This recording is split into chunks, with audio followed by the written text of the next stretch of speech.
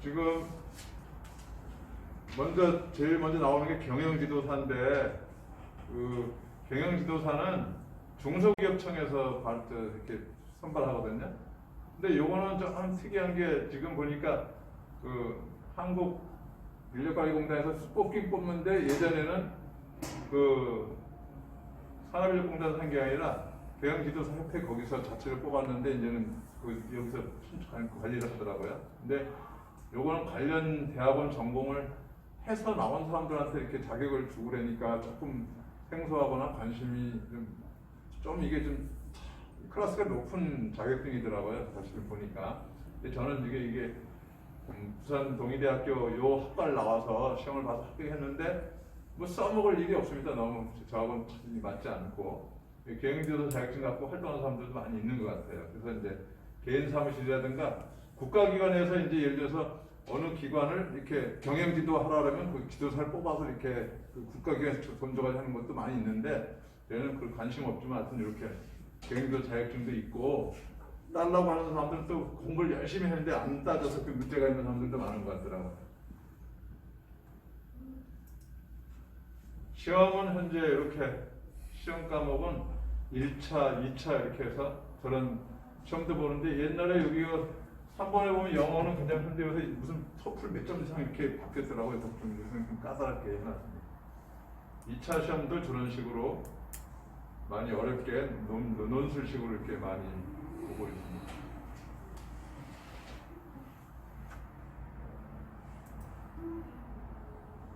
공인중개사는 2005년도에 취득을 했는데, 요것도 이제 1차, 2차 구분해서 시험을 봅니다.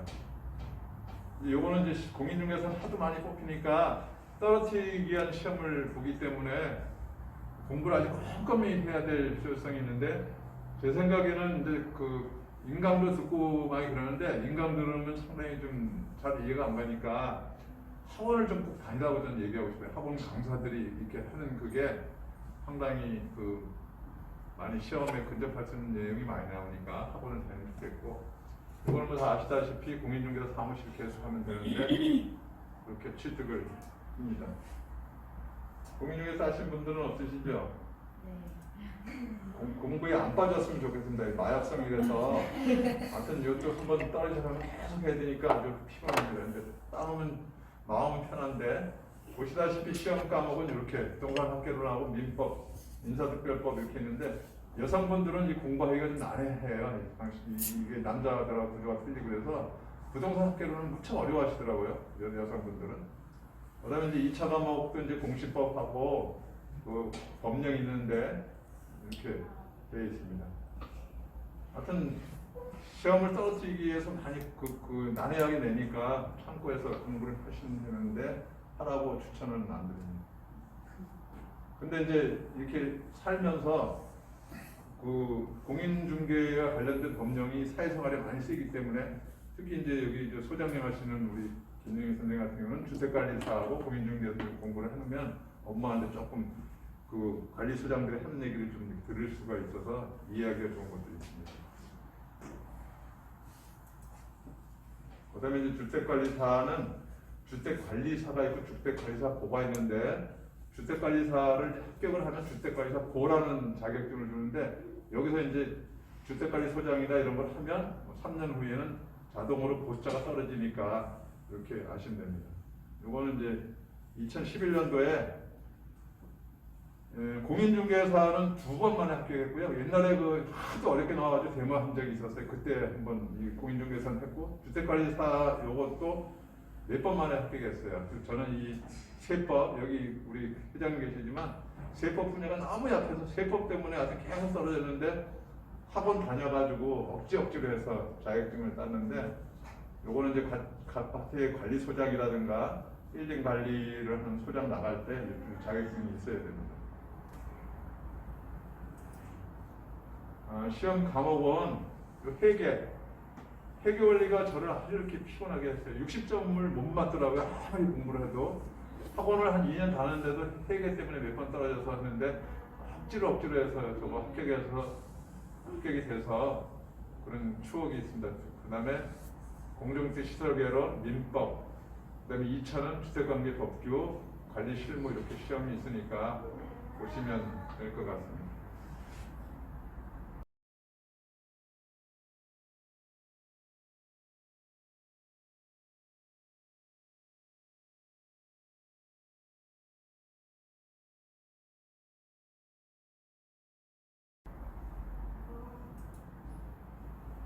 그다음에 이제 경비지도사는 경찰청에서 선발을 하는데, 요거는 이제 그 상대평가와 비스무리해요. 이 모든 시험이 절대평가인데 요거는 600명을 뽑는다면 600등 안에 들어가야 돼, 전국에. 그래서 요새는 이렇게 인원수를 제한하고 뽑기 때문에 최소한 88점 이상 맞아야 합격선에 들어가는데, 하여튼 요거는 거의 상대평가성이다 이렇게 알고 계시면 됩니다. 그래서 요거 이제 은행의 경비원들 이렇게 있으면 이 사람들을 한 몇백 명을 관리하는 사람이 경비 지도사라는 자격증 있는 사람이 하거든요.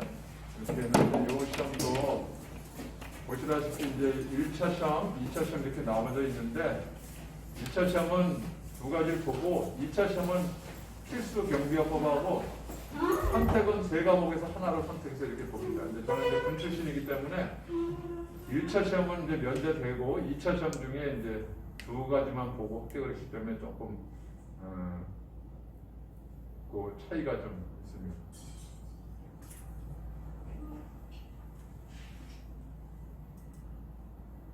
그 다음에 이제 조경기능사는 요거는 아파트 관리, 아파트 주택관리사 자격증을 따놨기 때문에 곁들여 가지고 따놔야 되는 자격증인데, 주택관리소장을 나가려면 이 조경기능사나 전기기능사를 따가지고 가면 좀 업무하기 편할 것 같아서 따놓은 건데, 이 조경기능사는 1차 시험 보고 나서 2차는 작업식으로 공부를 합니다. 작업하면 현장 실습을 하기 때문에 이것도 좀 따기가 좀 난해했는데, 시험은 현재 보시는 바대로 조경 설계, 시공, 조경 관리 이렇게 필기 시험을 본 후에 2차 시험은 이게 이제 그 지역, 시험을 보는 지역 주변에 이파리를 20개를 이렇게 주워다가 쫙 배치해 놓고, 요게 무슨 나무냐, 뭐 참나무 이파리 나무다, 뭐 나무다, 뭐 이렇게 이거 맞추는 거로 해서 그 수목 감별을 20개를 갖다 놓고 맞추는 거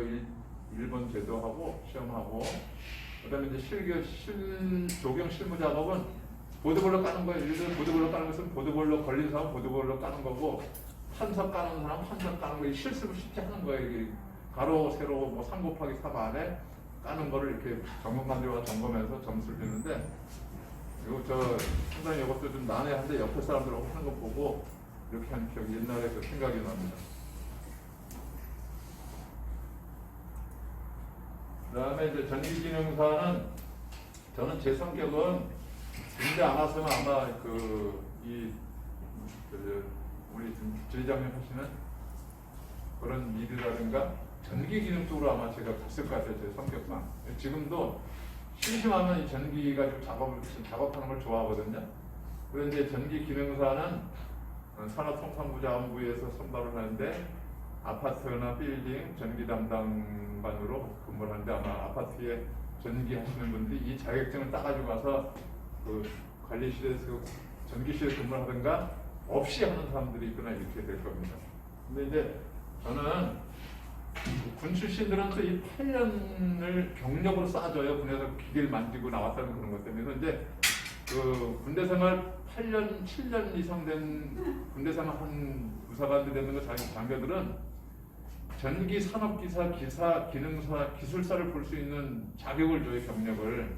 그래서 저는 이 기능사를 따놓고 엄청 공부를 많이 했는데 기사를 계속 떨어져서 기억고 포기했는데, 제일 아쉬운 분야가 이 전기기능사입니다. 그래서 전기기능사는 필기는 뭐 전기 이론, 기기, 설비 이렇게 해서 문제지까지 공부하면 되는데, 문제는 이 실기가 생각보다 무지 까다롭습니다. 이게 전기를 요구하는 대로 다 설치해놓고 이게 작동이 돼야 합격을 하거든요. 근데 이거 제가 3번 떨어지고 4번 만에 합격을 했는데, 여기서 참 제 취미에는 맞는데 합격을 하기 위해서 상당히 난해해서 어려움이 있었습니다. 그리고 아까 말씀드린 대로 산업기사하고 기사는 우리 이제 회장님 아드님들 그 학과 가는데 제가 참 이거에 아픈 추억이 많아서 그렇게 힘들더라고요. 공부하는 게. 이 아까 얘기한 저는 문과 출신이다 보니까 이과의 이 물리나 수학, 화학은 아주 제가 제일 안 좋아하는 과목인데 이 전기 분야에는 이 그런 수학 개념이 많이 들어가서 기어코 제가 못하고 넘어가서 지금 부장님이 나쁜 추억을 또 생각나게 지금 해주고 계십니다. 근데 이제 남자들 여기 이제 여성분들도 계신데 남자들은 최소한 이 전기 분야하고 그런 거는 또 할 줄 알아야 집안에 이것도 못 가는 친구들도 있다 그러더라고요. 그래서 그런 거를 하기 위해서는 최소한 조금 공통적인 능력을 갖고 생활해야 되지 않나 하고 특히 이제 강원도에서 이렇게 단독주택에서 이렇게 전원생활 하려면 전기기능사 정도는 당연히 따가지고 가야 된다고 저는 생각합니다. 그래서 알아야 단독주택 관리를 하니까 그렇게 생각이 듭니다. 행정사는 행정안전부에서 하는데 옛날 그 우리 어릴 때 보면 아버지들 시대 때 대서소 있잖아요. 대서소가 지금의 행정사거든요. 그 대서소를 이제 해서 이렇게 그 면에서 끝나고 나오신 분들이 이렇게 노인네들 앉아가지고 이렇게 뭐 작성해가지고 대신하고 그랬던 기억이 나는데 이 업무가 이제 행정사라는 명칭으로 지금 시험을 봅니다. 근데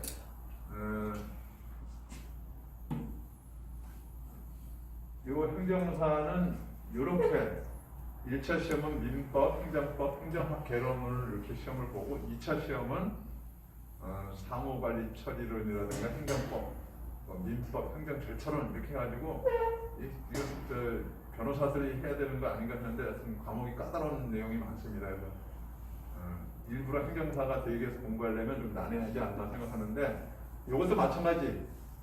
공무원분들 그리고 이제 군 간부 출신들은 행정사에 시험을 안 봐요. 이거는 회장님도 안 보시고 신청하셨나요? 그래서 이제 이 공무원 생활을 한 분들은 이 행정사는 시험을 안 보고 자동으로 면제해서 그 신청하면 나와요. 아, 자격증.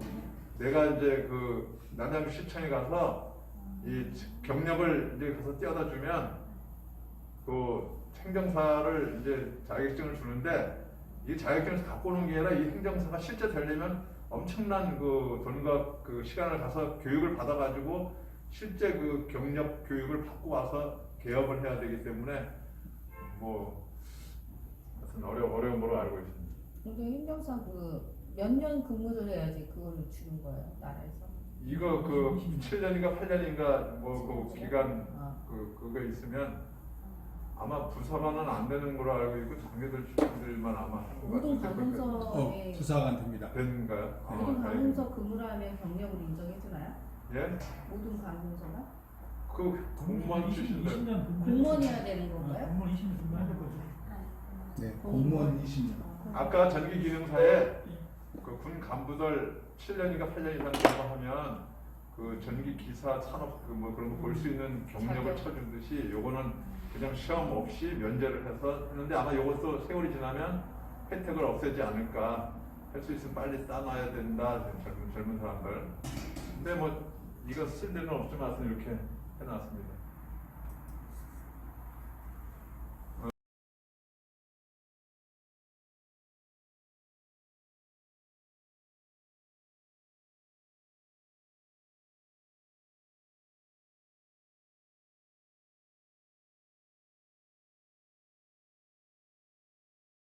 이제 이 빌딩 경영관리사는 나라에서 뽑는 게 아니고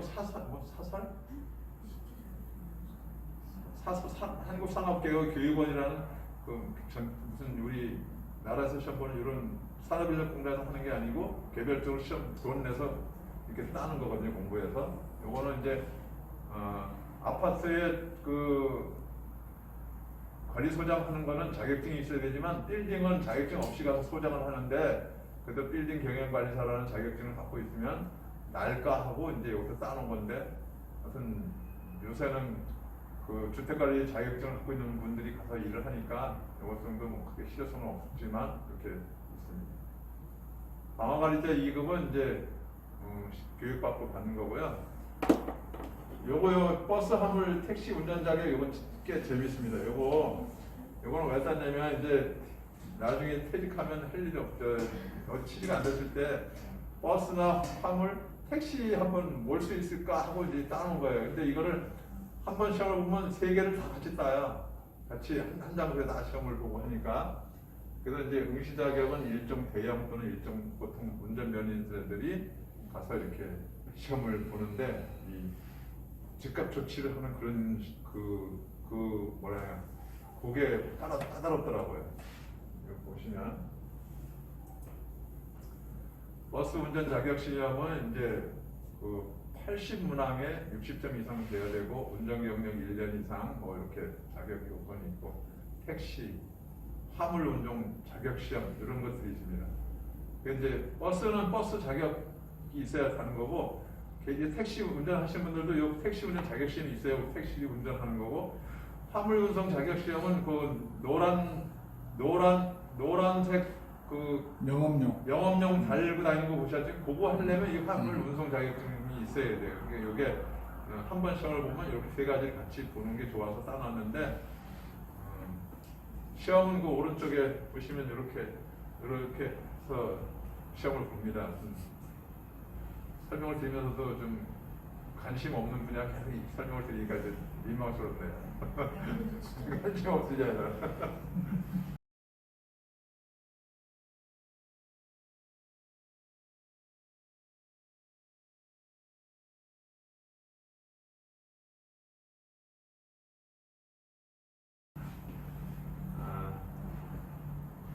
그다음에 건설기계 조종사 면허증이라는 게 있습니다. 근데 요거는 포크레인 뭐 이런 거는 이제 대형은 3톤 이상은 이렇게 시험을 보거든요. 근데 제가 이제 이거를 왜 했냐면 포크레인을 학원을 다녀가지고 한 150만 원 정도 돈을 들여서 학원을 다녀서 시험을 보러 갔어요. 여기 남양주 그 시험 보는 데 있어요. 갔는데 잘 이렇게 이쪽 포크레인에다 이렇게 집어서 이렇게 옮기고 이거 해서 4번을 왔다 갔다 해야 되는데 잘 했는데 3분인가 뭐 5분인가 뭐 시간인데 3초가 늦어서 떨어진 기억이 있어요. 3초. 내려와가지고 속이 상해가지고 그 전문가이 2명 있는데 그 어떻게 좀 3초가 안 되냐 했더니 이거는 증거가 남기 때문에 안 된대요. 그래서 아무리 뭐 조금 욕을 긁을 거를 덜 긁고 빨리 끝났으면 되는데 너무 또 세밀하게 하려고 하는 욕심 때문에 하다 보니까 3초가 그 경과돼서 떨어진 예가 있어서 하도 속이 많이 상해가지고 1시간 다시 학원 가서 연습하면 10만 원씩 줬어요. 몇 년 전에. 그래서 150만 원 기본 학비에다가 떨어질 때마다 가서 또 한 번 실습하고 가려고 하면 10만 원씩 몇 번 했는데 안 돼서 속이 상하고 그래가지고 건설기계 조종사 면허증을 땄습니다. 이건 3톤 미만인데 요거는 이제 그 포크레인하고 이거 무거운 거 들어 올리는 리프트 있죠? 그 2가지를 이제 이번에 같이 했는데 요거는 이제 60시간 강의하고 실습하면 그 수료증을 가지고 군청이나 뭐 구청에 가서 신청하면 자격증이 이렇게 나오는데 맨 앞에 그 사진 찍어 놓은 게 그거거든요. 이렇게 해서 해놓으면 요거는 이제 농촌에 가면 조그만 소형 물사길 가져가 집에서 주변에 자기 농장 이런 데서 이렇게 작업을 하거나 비닐하우스 안에 큰 물건 들어올릴 때 3톤 미만을 해가지고 하면 좀 도움을 될까 가지고 여기 따놓은 겁니다. 그 다음에 이제 여러분들 생소한 거 유튜브 크리에이터 자격증이라는 게 있어요. 제가 뭐 이제 유튜브는 시작하고 나서 이제 이 자격증을 땄는데 요거는 유튜브는 동영상에 들어가는 거나 좀 이렇게 조금 학원 다니면 유튜브 배워서 다 유튜브 개설하면 되는데 요 유튜브 크리에이터라는 거는 개인이 유튜브 개설하고 쓰지만 나중에 초중고등학교에 가서 이 교육을 시킬 수 있는 여건이 됐을 때 그 자격증을 가지고 이렇게 어제 내 미디어 센터에서 많이 되게 관심 있게 본 게 강원도에도 춘천에 강원 미디어 센터 있는데 제가 강원 미디어 센터 소속이거든요. 그 우리가 유튜브하고 이런 그런 조직 자체가 거기에서 지원받고 거기서 지원해주는 그 기관의 예산 가지고 교육을 받고 있기 때문에 이 자격증을 이제 그렇게 따놨는데 양구군이라든가 인제군의 초등고등학교는 5학년, 6학년이 유튜브를 의무적으로 가르치더라고요. 그래서 이제 거기 강사를 따라가서 이렇게 우리 보조 강사로 갔는데 그 유튜브로 가르치려니까 이 자격증도 나중에 따오면 필요할 수 있으니까 따라라 해서 이제 우리 얘기를 하길래 여기 강남에 와서 그 김승진 유튜브라고 유명한 그 양반 형제하에 교육받아가지고 따는 겁니다. 나머지는 뭐 특공무수는 특권도 이런 거 잘못 썼지.